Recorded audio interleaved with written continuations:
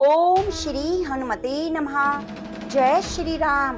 आप सभी भक्तों का दिन शुभ और मंगलमय हो। हनुमान जी की कृपा आप पर सदा सर्वदा बनी रहे। आज आप सुनेंगे मंगलवार के दिन हनुमान जी की संपूर्ण कथाएं। तो प्रिय भक्तजनों, आप इन कथाओं को पूरा पूरा सुनिए और कथा सुनते हुए वीडियो को लाइक करके कमेंट बॉक्स में जय श्री राम जरूर लिखिए, जिससे आपको हनुमान जी की संपूर्ण कृपा प्राप्त हो सके। हनुमान जी को बहुत शक्तिशाली माना जाता है। कहा जाता है कि भगवान हनुमान एक ऐसे देवता हैं जिनकी आराधना से बड़ी से बड़ी बाधा तुरंत टल जाती है। बजरंग बली कलयुग के जीवित देव माने गए हैं। इनकी आराधना शीघ्र फलदायी बताई गई है। भगवान हनुमान की पूजा करने से शनि के बुरे प्रभाव से भी मुक्ति मिलती है। माना जाता है कि हनुमान जी अपने भक्तों की सभी पीड़ाओं और संकटों को दूर कर देते हैं। तो आइए कथा को सुनते हैं। एक नगर में एक वृद्धा रहती थी। उसका एक ही पुत्र था। उस वृद्धा की हनुमान जी पर बहुत गहरी आस्था थी। वह हर मंगलवार का व्रत रखती थी और हनुमान जी की पूजा आराधना करती। एक बार हनुमान जी ने अपनी भक्ति की उस वृद्धा महिला की श्रद्धा का परीक्षण करने का विचार किया। हनुमान जी साधु का वेश धारण कर वृद्धा के घर गए और पुकारने लगे, है कोई हनुमान जी का भक्त जो हमारी इच्छा को पूर्ण करे? तब आवाज उस वृद्धा के कान में पड़ी। वह पुकार सुनकर वृद्धा जल्दी से बाहर आई और साधु को प्रणाम कर बोली, आज्ञा महाराज। हनुमानधारी साधु बोले, मैं भूखा हूँ, भोजन करूँगा, तुम थोड़ी सी जमीन लीप दो। वृद्धा दुविधा में पड़ गई। अंततः हाथ जोड़कर बोली, महाराज, लीपने और मिट्टी खोदने के अतिरिक्त आप कोई दूसरी आज्ञा दें, मैं अवश्य पूर्ण करूंगी। साधु ने 3 बार प्रतिज्ञा कराने के बाद कहा, तू अपने बेटे को बुला, मैं उसकी पीठ पर आग जलाकर भोजन बनाऊंगा। यह सुनकर वृद्धा घबरा गई, परंतु वह प्रतिज्ञाबद्ध थी। उसने अपने पुत्र को बुलाकर साधु को सौंप दिया। साधु वेशधारी हनुमान जी ने वृद्धा के हाथों से ही उसके पुत्र को पेट के बल लिटाया और उसकी पीठ पर आग लगवा दी। आग जलाकर दुखी मन से वृद्धा अपने घर में चली गई। इधर भोजन बनाकर साधु ने वृद्धा को बुलाकर कहा कि उनका भोजन बन गया है, तुम अपने पुत्र को पुकारो ताकि वह भी आकर भोग लगा ले। इस पर वृद्धा बोली, उसका नाम लेकर मुझे और कष्ट ना दो। लेकिन जब साधु महाराज नहीं माने तो वृद्धा ने अपने पुत्र को आवाज लगाई। वह अपनी माँ के पास आ गया और अपने पुत्र को जीवित देखकर वृद्धा को बहुत आश्चर्य हुआ। वह साधु के चरणों में गिर पड़ी। तब हनुमान जी अपने वास्तविक रूप में प्रकट हुए और वृद्धा को भक्ति का आशीर्वाद दिया। तो प्रेम से बोलिए, बजरंग बली हनुमान की जय। ओम नमः शिवाय। प्रिय भक्तजनों, अब आइए सुनते हैं मंगलवार की पौराणिक कथा। एक बार नैमिषारण्य में 88,000 मुनि एकत्रित होकर पुराणों के ज्ञाता श्री सूत महाराज से पूछने लगे, हे महामुने, आपने अनेक पुराणों की कथा सुनाई, अब कृपया करके हमें ऐसा व्रत और कथा बताएं जिसके करने से संतान की प्राप्ति हो, मनुष्य को रोग शोक अग्नि सर्व दुख आदि का भय दुख ना रहे, क्योंकि कलयुग में सभी जीवों की आयु बहुत कम है। फिर इस पर उन्हें रोग चिंता की कष्ट लगे रहेंगे, तो वे फिर श्री हरि चरणों में अपना ध्यान कैसे लगा सकेंगे? सूत जी बोले, हे मुनियों, आपने कल्याण के लिए बहुत ही उत्तम बात पूछी है। एक बार युधिष्ठिर ने भगवान श्री कृष्ण से लोक कल्याण के लिए यही प्रश्न किया था। भगवान श्री कृष्ण और युधिष्ठिर का संवाद तुम्हारे सामने कहता हूँ, ध्यान पूर्वक सुनो। एक समय पांडवों की सभा में श्री कृष्ण जी बैठे हुए थे। तब युधिष्ठिर ने भगवान श्री कृष्ण से प्रश्न किया, हे प्रभु नंद नंद, आप मेरे लिए अनेकों कथाएं सुनाते हैं, आज कृपया करके ऐसा व्रत या कथा सुनाएं जिसके करने से मनुष्य को रोग चिंता का भय समाप्त हो जाए, उसको पुत्र की प्राप्ति हो। हे प्रभु, बिना पुत्र जीवन व्यर्थ है। पुत्र के बिना मनुष्य नरकगामी होता है।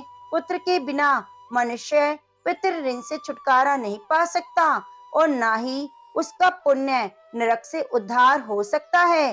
अतः पुत्रदायक व्रत बताएं। श्री कृष्ण भगवान बोले, हे राजन, मैं एक प्राचीन इतिहास सुनाता हूँ, उसे ध्यान पूर्वक सुनो। कुंडलपुर नामक एक नगर था, उसमें नंदा नाम का एक ब्राह्मण रहता था। भगवान की कृपा से उसके पास सब कुछ था, फिर भी वह दुखी था।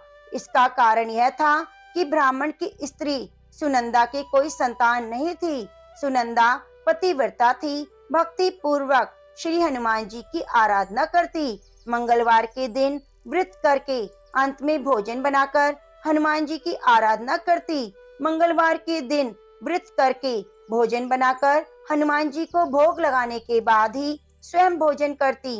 एक बार मंगलवार के दिन ब्राह्मणी गृह कार्य के कारण हनुमान जी को भोग ना लगा सकी, तो इस पर उसे बहुत दुख हुआ। उसने कुछ भी नहीं खाया और मन में प्रण किया, अब अगले मंगलवार को ही हनुमान जी को भोग लगाकर अन्न और जल ग्रहण करूंगी। ब्राह्मणी सुनंदा प्रतिदिन भोजन बनाती, श्रद्धा पूर्वक पति को खिलाती, परंतु स्वयं भोजन नहीं करती और मन ही मन हनुमान जी की आराधना करती रहती। इस प्रकार 6 दिन गुजर गए।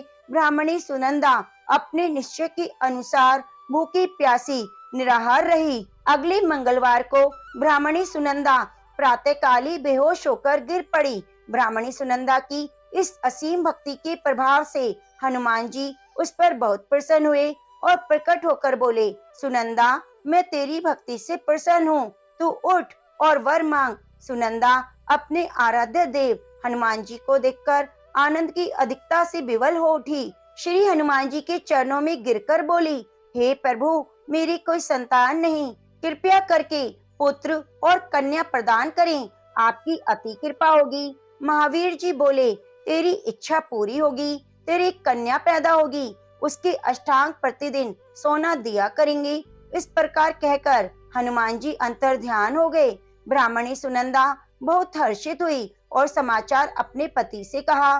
ब्राह्मण देव कन्या का वरदान सुनकर कुछ दुखी हुए, परंतु सोना मिलने की बात सुनी तो बहुत प्रसन्न हुए। उन्होंने विचार किया, ऐसी कन्या के साथ मेरी निर्धनता भी समाप्त हो जाएगी।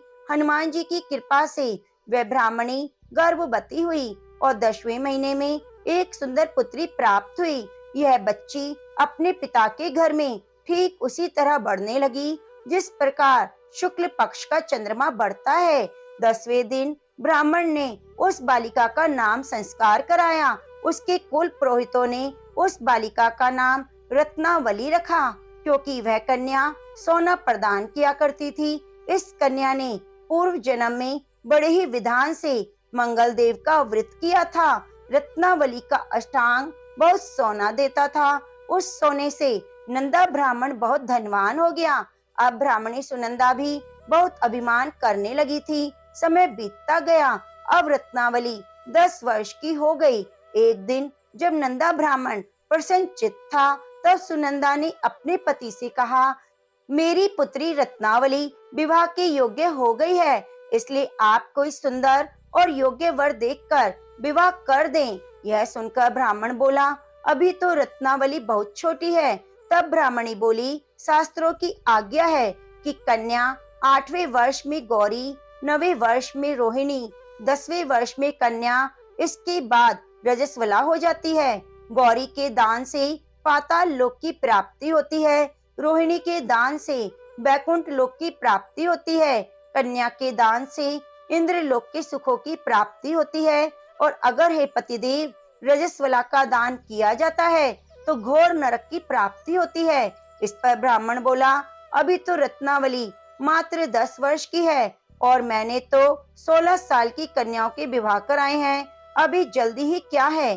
तब ब्राह्मणी सुनंदा बोली, आपको तो लोभ अधिक हो गया है, लगता है अगर 11वें वर्ष में विवाह नहीं होता तो उसमें मासिक धर्म के रक्त का पिता और बड़े भाई को पान करना पड़ता है।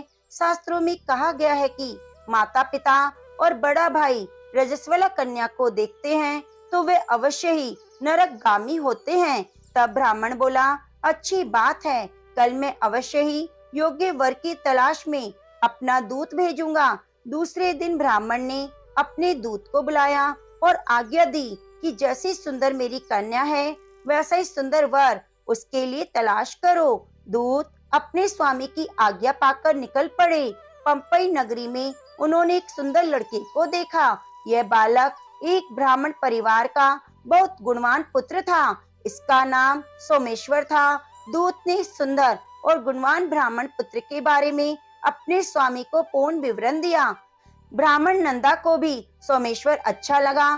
फिर एक शुभ मुहूर्त में विधि पूर्वक कन्या दान करके ब्राह्मण संतुष्ट हुए, परंतु ब्राह्मण के मन में लोभ समाया हुआ था। उसने कन्यादान तो कर दिया, पर बहुत खिन्न था। उसने विचार किया कि रत्नावली अब चली जाएगी, मुझे इससे जो सोना मिलता था वह नहीं मिलेगा। मेरे पास जो धन था कुछ तो इसके विवाह में खर्च हो गया, जो शेष बचा है वह भी कुछ दिनों में समाप्त हो जाएगा। मैंने तो इसका विवाह करके बहुत बड़ी भूल कर दी। अब कोई ऐसा उपाय हो कि रत्नावली मेरे घर में ही रहे, अपने ससुराल ना जाए। लोभ रूपी राक्षस ब्राह्मण के मस्तिष्क पर छा गया। रात भर अपनी सैया पर बेचैनी से करवटें बदलते बदलते उसने एक बहुत ही क्रूर निर्णय लिया। उसने विचार किया, जब रत्नावली को उसका पति सोमेश्वर अपने घर के लिए ले जाएगा तो वह मार्ग में छिपकर सोमेश्वर का वध कर देगा और अपनी लड़की को अपने घर ले आएगा, जिससे नियमित रूप से उसे सोना भी मिलता रहेगा और समाज उसको कोई भी दोष नहीं देगा। अब अगले दिन जब सुबह हुई तो नंदा और सुनंदा ने अपने जमाई और लड़की को बहुत सारा धन देकर विदा किया। सोमेश्वर अपनी पत्नी रत्नावली को लेकर ससुराल से अपने घर की तरफ चल दिया। ब्राह्मण नंदा लोभ के वशीभूत होकर अपनी मति खो चुका था। पाप पुण्य का उसे विचार नहीं रहा। अपने भयानक और क्रूर निर्णय को कार्य रूप देने के लिए उसने अपने दूत को मार्ग में अपने जमाई का वध कराने के लिए भेज दिया, ताकि रत्नावली से प्राप्त होने वाला सोना उसे हमेशा मिलता रहे और वह कभी निर्धन ना हो। ब्राह्मण के दूत ने अपने स्वामी की आज्ञा का पालन करते हुए उसके जमाई सोमेश्वर का मार्ग में ही वध कर दिया। समाचार प्राप्त कर ब्राह्मण नंदा मार्ग में पहुंचा और रोते हुए अपनी पुत्री रत्नावली से बोला, हे पुत्री, मार्ग में लुटेरों ने पति का वध कर दिया है। भगवान की इच्छा के आगे किसी का वश नहीं चलता। अब तू घर चल, वहाँ पर ही रहकर शेष जीवन व्यतीत करना। जो भाग्य में लिखा है वही होगा। अपने पति की अकाल मृत्यु से रत्नावली बहुत दुखी हुई।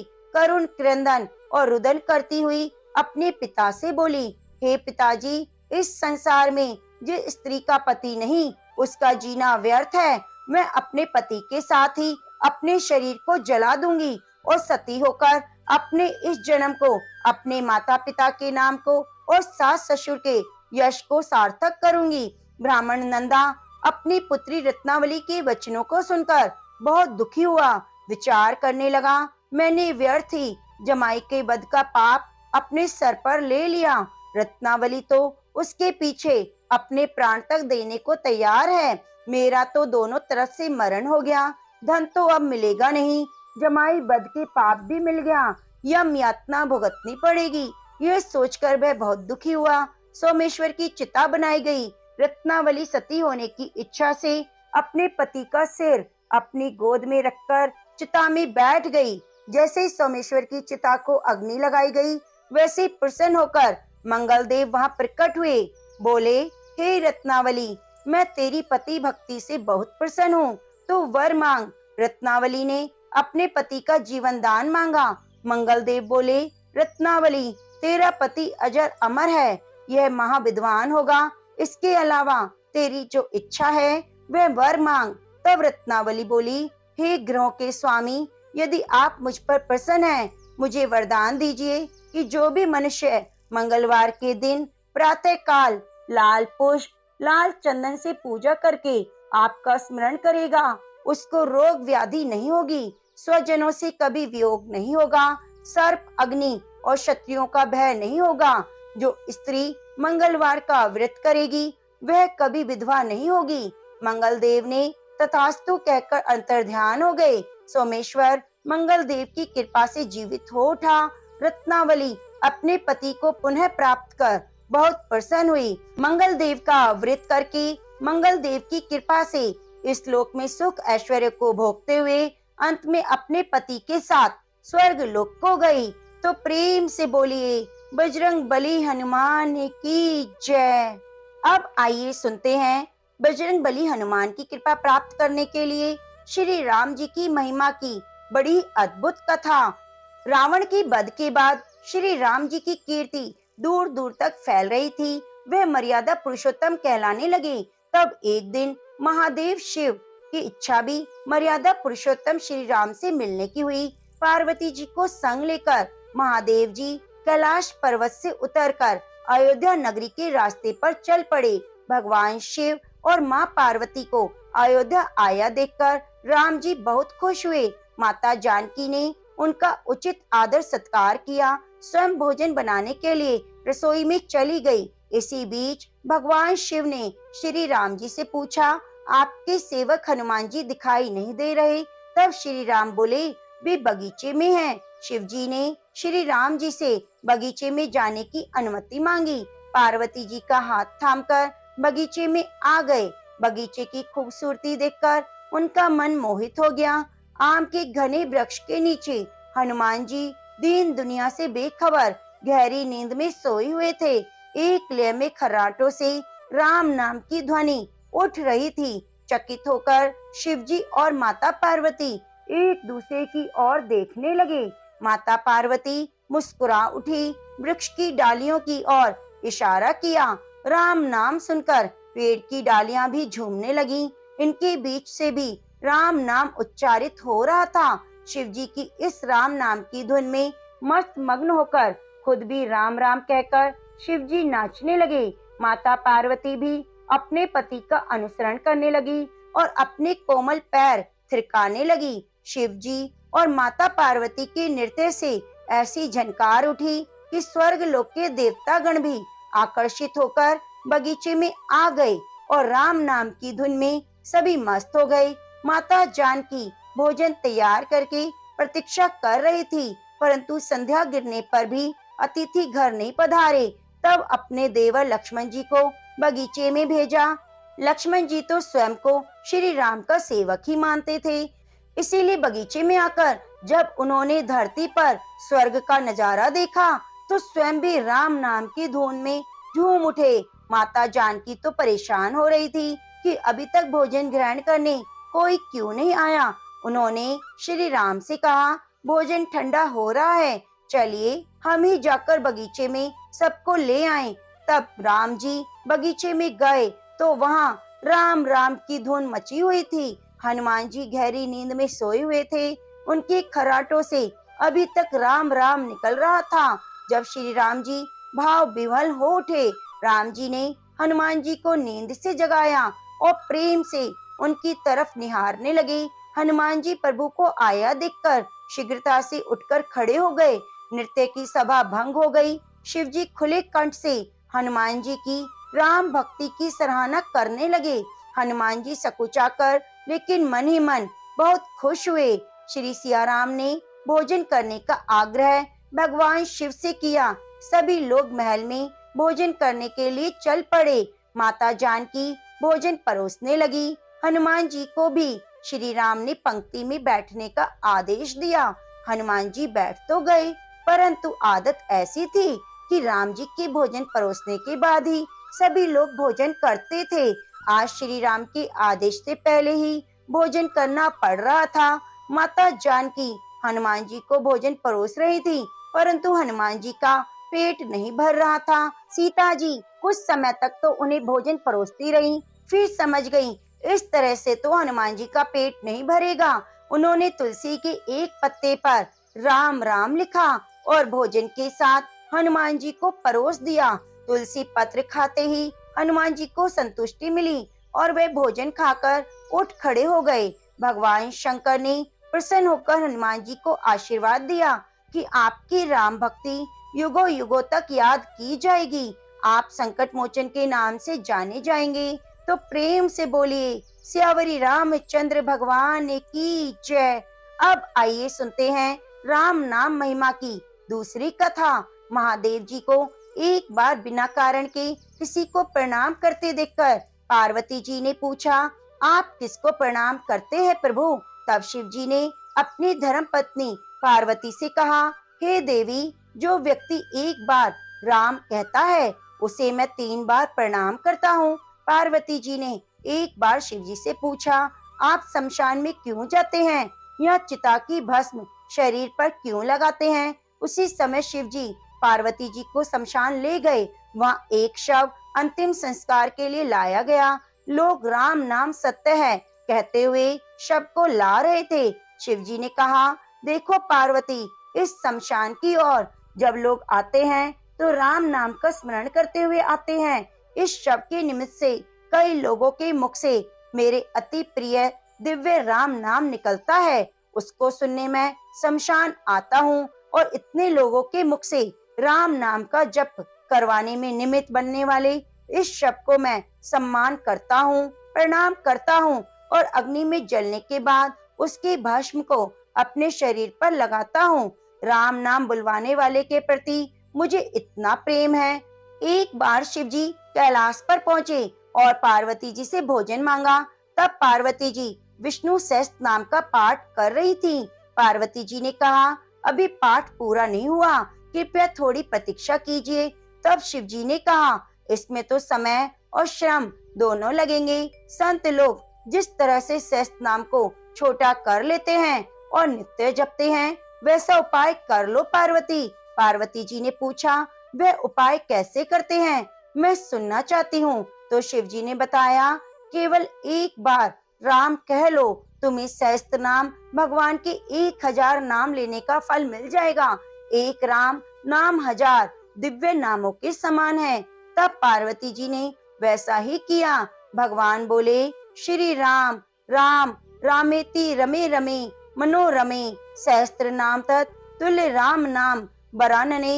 यह राम नाम सभी आपदाओं को हरने वाला, सभी संपदाओं को देने वाला दाता है। सारे संसार को विश्राम या शांति प्रदान करने वाला है। इसलिए मैं बार बार प्रणाम करता हूँ। भवसागर की सभी समस्याओं को और दुखों की बीजों को बूझकर रख देने वाला, समूल नष्ट कर देने वाला, सुख संपत्तियों को अर्जित करने वाला, यमदूतों को खदेड़ने वाला केवल राम नाम का जप है। इसलिए प्रयास पूर्वक स्वयं भी राम नाम जपते रहना चाहिए और दूसरों को भी प्रेरित करना चाहिए। इससे आप अपना और दूसरों का कल्याण कर सकते हैं। यह सबसे सुलभ और अचूक उपाय है। इसलिए हमारे देश में प्रणाम करते हुए राम राम कहा जाता है। तो प्रेम से बोलिए, सियावरी रामचंद्र भगवान की जय। प्रिय भक्तजनों, अब आइए सुनते हैं मंगलवार के दिन सुनी जाने वाली मंगला गौरी माता की पौराणिक कथा। कुरु देश में शुद्ध कीर्ति नामक एक विद्वान कीर्तिशाली, शत्रुओं का नाश करने वाला, 64 कलाओं का ज्ञाता, धनुर्विद्या में कुशल राजा हुआ था। पुत्र के अलावा अन्य शुभ चीजें उस राजा के पास थी। इसलिए वह राजा संतान के विषय में अत्यंत चिंतित हुआ। जब ध्यान पूर्वक देवी की आराधना करने लगा, तब उसकी कठोर तपस्या से देवी प्रसन्न हो गई। उससे वचन बोली, हे पुत्र, वर मांगो। तब शुद्ध कीर्ति बोला, हे देवी, यदि आप मुझ पर प्रसन्न हैं, तो मुझे सुंदर पुत्र दीजिए। हे देवी, आपकी कृपा से अन्य किसी भी वस्तु का अभाव नहीं। तब उनका यह वचन सुनकर पवित्र मुस्कान वाली देवी ने कहा, राजन, तुमने अत्यंत दुर्लभ वर मांगा है, फिर भी कृपावश मैं तुम्हें अवश्य दूंगी। किंतु हे राजन, सुनिए, यदि परम गुण पुत्र चाहिए तो वह केवल 16 वर्ष तक जीवित रहेगा। यदि रूप और विद्या से पुत्र चाहते हो तो वह दीर्घ जीवी होगा। देवी का वचन सुनकर राजा चिंतित हो उठा और पुनः अपनी पत्नी से परामर्श करके उसने गुणवान और सभी शुभ लक्षणों से संपन्न 16 वर्ष वाले पुत्र की कामना की। तब देवी ने भक्ति संपन्न राजा से कहा, हे नृपनंदन, मेरे मंदिर के द्वार पर आम का वृक्ष है, उसका एक फल लाकर मेरी आज्ञा से अपनी पत्नी को भक्षण करने हेतु प्रदान करो, जिससे वह शीघ्र ही गर्भ धारण करेगी। इसमें संदेह नहीं। प्रसन्न होकर राजा ने वैसा ही किया। उसकी पत्नी ने गर्भ धारण किया। 10वें महीने में उसने देव तुल्य सुंदर पुत्र को जन्म दिया। तब हर्ष और शोक से युक्त राजा ने बालक का जात कर्म आदि संस्कार किया और शिव का स्मरण करते हुए उसका नाम चिरायु रखा। इसके बाद पुत्र के 16 वर्ष होने पर पत्नी सहित राजा चिंता में पड़ गए। विचार करने लगे, यह पुत्र बड़े कष्ट से प्राप्त हुआ है, इसकी दुखद मृत्यु अपने ही सामने कैसे देखूंगा। ऐसा विचार करके राजा ने पुत्र को उसके मामा के साथ काशी भेज दिया। प्रस्थान के समय राजा की पत्नी ने अपने भाई से कहा कि आप मेरे पुत्र को काशी ले जाइए। मैंने भगवान मृत्युंजय से अपने पुत्र की प्राप्ति से पहले प्रार्थना की थी और कहा था, हे विश्वेश, हे जगतपति, मैं आपकी यात्रा के लिए अपने पुत्र को अवश्य भेजूंगी। अतः आप मेरे पुत्र को आज ही ले जाइए और सावधानी पूर्वक इसकी रक्षा कीजिएगा। अपनी बहन की बात सुनकर भांजे के साथ वह चल दिया। कई दिनों तक चलते चलते वह आनंद नामक नगर में पहुंचा। वहाँ सभी प्रकार की समृद्धि से संपन्न वीरसेन नाम वाला राजा रहता था।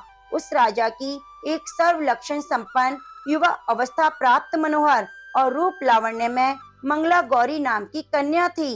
उत्तम सौंदर्य अभिवृत्ति को प्राप्त वह कन्या किसी समय सखियों के साथ नगर के उपवन में क्रीड़ा के लिए गई हुई थी। उसी समय वे चिरायु उसका मामा दोनों वहां पहुंच गए और उन कन्याओं को देखने की लालसा से वहीं विश्राम करने लगे। इसी बीच विनोद पूर्वक क्रीड़ा करती हुई उन कन्याओं में से किसी एक ने कुपित होकर राजकुमारी को कुवचन कह दिया। तब अशुभ वचन को सुनकर राजकुमारी ने कहा कि तुम अनुचित बातें क्यों बोल रही हो? मेरे कुल में तो इस प्रकार का कोई नहीं। मंगला गौरी की कृपा से और उनके व्रत के प्रभाव से विवाह के समय जिसके सर पर मेरे हाथ से अक्षत पड़ेंगे, हे सखी, वे यदि अल्प आयु वाला भी होगा तो वह चिरंजीवी हो जाएगा। इसके बाद वे सभी कन्याएं अपने अपने घर चली गईं। उसी दिन राजकुमारी का विवाह था। बालिक देश के दृढ़ धर्मा नामक राजा के सुकेतु नाम वाले पुत्र के साथ उसका विवाह निश्चित किया गया। वह सुकेतु विद्याहीन, कुरूप और बहरा था।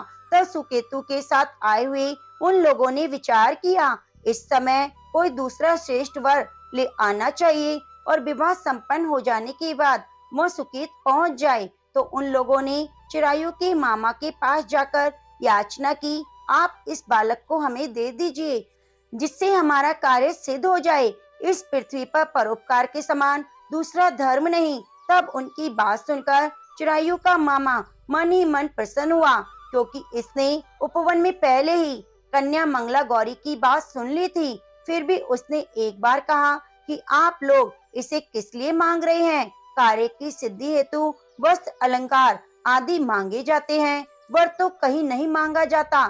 तथापि आप लोगों का सम्मान रखने के लिए मैं दे रहा हूँ। इसके बाद चिरायु को वहां ले जाकर उन लोगों ने विवाह संपन्न कराया। सप्तबदी आदि हो जाने पर रात्रि में शिव पार्वती जी की प्रतिमा के सामने चिरायु ने हर्ष युक्त होकर मंगला गौरी के साथ शयन किया। उसी दिन चिरायु के 16 वर्ष पूर्ण हो चुके थे। अर्धरात्रि में साक्षात काल सर्प रूप में वहां आ गया। इसी बीच संयोगवश राजकुमारी जाग गई।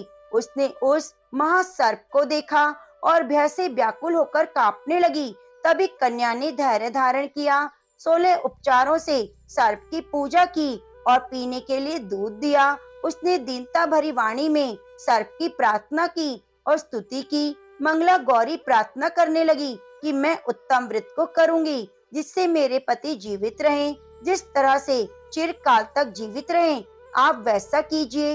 इतने में सर्प वहां स्थित एक कमंडल में प्रवेश कर गया। उस मंगला गौरी ने अपनी कंचुकी से उस कमंडल का मुंह बांध दिया। इसी बीच उसका पति अंगड़ाई लेकर जाग गया।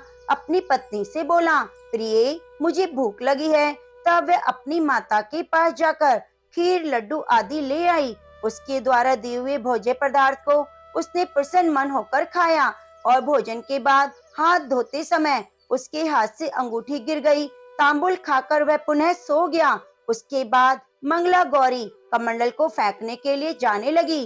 विधि की कैसी गति कि कमंडल में से बाहर की ओर जगमग करती हुई हार कांति को देखकर वह आश्चर्यचकित हो गई। घट में स्थित उस हार को उसने अपने कंठ में धारण कर लिया।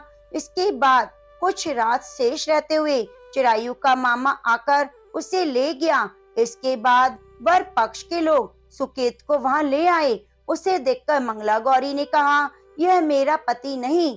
तब सभी ने उससे कहा, हे शुभे, तुम ये क्या बोल रही हो? यह तुम्हारा कोई परिचायक हो तो उसे हम लोगों को बताओ। मंगला गौरी बोली, जिसने रात में 9 रत्नों से बनी अंगूठी दी है, उसकी अंगुली में इसे डालकर परिचायक निशानी देख लें। मेरे पति ने रात्रि में मुझे जो हार दिया, उसके रत्नों का समुदाय कैसा है, उस बात को यह बताए, अन्यथा यह कोई अन्य ही है। इसके अलावा रात में परस्पर भाषण और भोजन आदि जो कुछ किया, उसे भी बताए, तब वे निश्चय मेरे पति हैं। इस प्रकार उसका वचन सुनकर सभी ठीक है कहने लगे, किंतु जब एक भी बात नहीं मिली, तब सभी ने सुकेत को उसके पति होने से निषिद्ध कर दिया। वर पक्ष वाले जिस तरह आए उसी तरह चले गए। उसके बाद अपने वंश को बढ़ाने वाली महान यश से संपन्न परम मनस्वी मंगला गौरी के पिता ने अन्न पान आदि का सत्र चलाया। उन्होंने वर पक्ष का वृतांत कानो कान सुन लिया कि स्वरूप से कुरूप होने के कारण लोगों के द्वारा किसी अन्य को वर के रूप में आदर पूर्वक लाया गया था। तब उन्होंने अपनी कन्या को पर्दे के भीतर बिठा दिया। उसके बाद 1 वर्ष बीतने पर यात्रा करके चिरायु अपने मामा के साथ यह देखने आया कि विवाह के बाद वहाँ क्या हुआ। तब भीतर से उसे देखकर वह मंगला गौरी अत्यंत प्रसन्न हुई और माता पिता से बोली, मेरे पति आ गए हैं। तब राजा ने अपने स्वजनों को बुलाकर पूर्व में कहे गए सभी परिचयों की निशानी देकर मंद मुस्कान वाली अपनी कन्या चिरायु को सौंप दिया।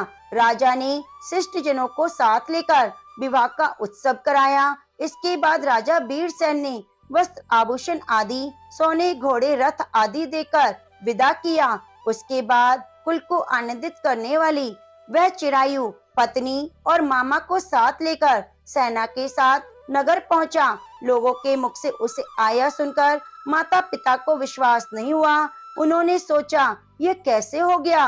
वे अपने माता पिता के पास आया और स्नेह से परिपूर्ण चिरायु भक्ति पूर्वक उनके चरणों में गिर पड़ा।